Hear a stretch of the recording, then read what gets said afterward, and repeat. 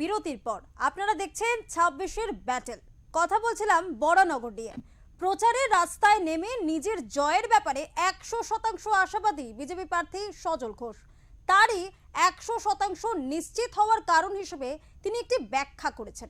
কি বলেছিলেন তিনি শুনবো। সাধারণ মানুষের যে মনোভাব কি বুঝছে? 100%। আপনি তো ঘুরছেন, দেখলেন না?